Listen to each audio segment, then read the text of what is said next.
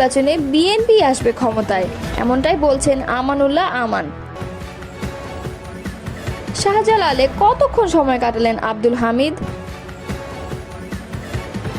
4 দিনের সফরে আজ যুক্তরাজ্যের পথে প্রধান উপদেষ্টা। তারেক রহমান ও প্রধান উপদেষ্টার বৈঠক, আসছে কি কোনো ইতিবাচক বার্তা?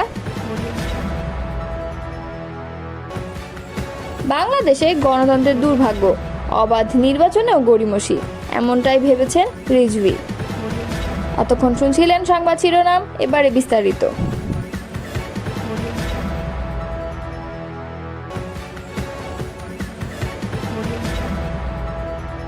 দেশে ফিরেছেন সাবেক রাষ্ট্রপতি আব্দুল হামিদ। থাইল্যান্ডে চিকিৎসা শেষে রোববার দিবাগত রাত 1:30টার দিকে থাই এয়ারওয়েজের একটি ফ্লাইটে তিনি হজরত শাহজালাল আন্তর্জাতিক বিমানবন্দরে অবতরণ করেন। সেখানে 1 ঘন্টা ইমিগ্রেশন শেষে বিমানবন্দর ছাড়লেন আওয়ামী লীগ সরকারের সাবেক রাষ্ট্রপতি।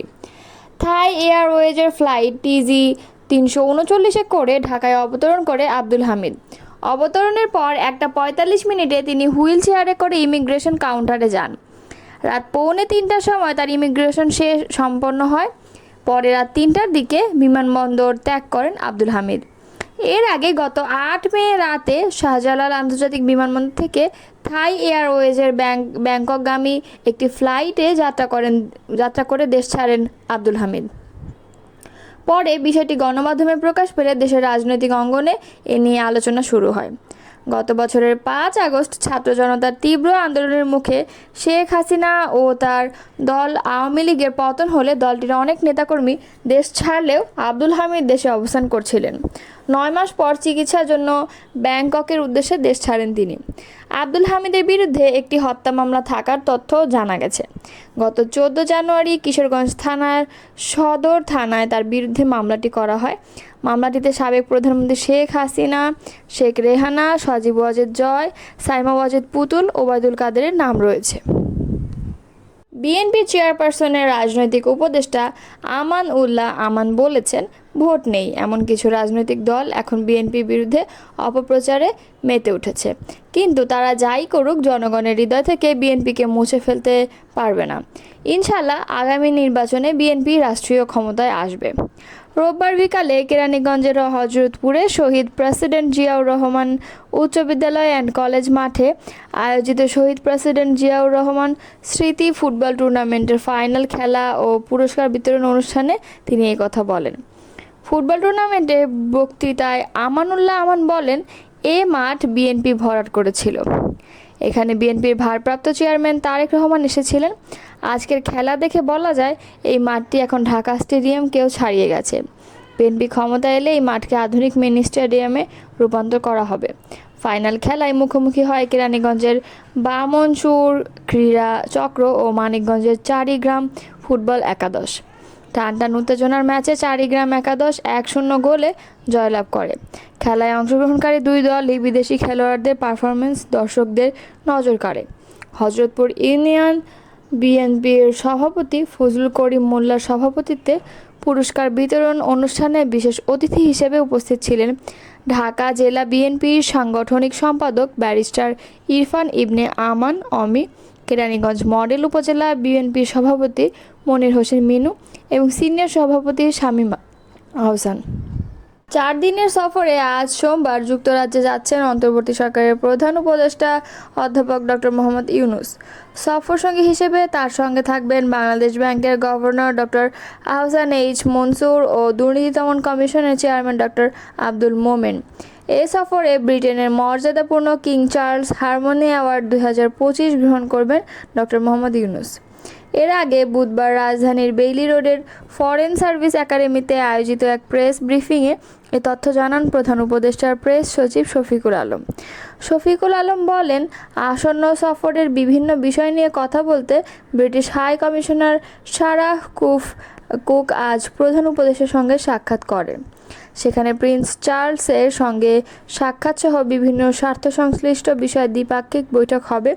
এছাড়া 2 দেশের সম্পর্ককে নতুন করে পুনরুজ্জীবিত করতে এবং অর্থনীতি, বাণিজ্য ও বিনিয়োগের ক্ষেত্রে আরও ঘনিষ্ঠ সহযোগিতা গড়ার লক্ষ্যে এ সফর অনুষ্ঠিত হবে।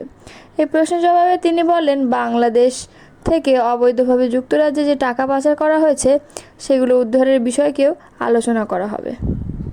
4 দিনের যুক্তরাজ্য সফরে প্রধান উপদেষ্টা ডক্টর মোহাম্মদ ইউনূসের সঙ্গে বিএনপির ভারপ্রাপ্ত চেয়ারম্যান তারেক রহমানের বৈঠক হলে সেটি ইতিবাচক হতে পারে বলে মন্তব্য করছেন প্রধান উপদেষ্টা প্রেস সচিব শফিকুল আলম। তবে বৈঠকের কোনো চূড়ান্ত পরিকল্পনা হয়নি। আজ রোববার রাতে একটি সংবাদ মাধ্যমকে দেওয়া সাক্ষাৎকারে এই তথ্য জানান প্রেস সচিব। অন্তর্বর্তীকালীন সরকারের প্রধান উপদেষ্টা ডক্টর মোহাম্মদ ইউনূস আগামী 10 থেকে 13 জুন পর্যন্ত যুক্তরাজ্যে অবস্থান করবেন। প্রেস সচিব বলেন, তারেক রহমান বাংলাদেশে একটি বৃহৎ রাজনৈতিক দলের নেতা। তার সঙ্গে যদি প্রধান উপদেষ্টার বৈঠক হয় সেটি দেশের জন্য একটি ইতিবাচক বার্তা হতে পারে। তবে তারেক রহমানের সঙ্গে বৈঠকের বিষয়ে এখনও কোনো কিছু চূড়ান্ত হয়নি জানিয়ে প্রেস সচিব বলেন, লন্ডনে গিয়ে পরিস্থিতি বুঝে দেখা যাবে। প্রেস সচিব আরও বলেন, প্রধান উপদেষ্টা এর আগেও স্পষ্ট করে বলেছেন তার সরকারের মূল লক্ষ্য হলো সংস্কার, বিচার ও নির্বাচন। সেই লক্ষ্য অনুযায়ী কাজ এগিয়ে চলছে। এখন পর্যন্ত 12 থেকে 15টি কমিশন গঠন করা হয়েছে এবং তারা তাদের সুপারিশ জমা দিয়েছে বলে জানান প্রেস সচিব। এসব সুপারিশ নিয়ে রাজনৈতিক দলগুলোর সঙ্গে আলোচনা চলছে। শফিকুল আলম বলেন, আরেকটি হলো বিচার। জুলাই আগস্টে হত্যাকাণ্ডের সঙ্গে যারা জড়িত তাদের বিচার হওয়াটা খুব জরুরি। তবে ট্রায়ালটা এমনভাবে হওয়া উচিত যেটা ডিউ প্রসেস এবং ইন্টারন্যাশনাল স্ট্যান্ডার্ড মেনে চলে। নির্বাচনের রোডম্যাপ ঘোষণা নিয়েও কথা বলেন প্রেস সচিব।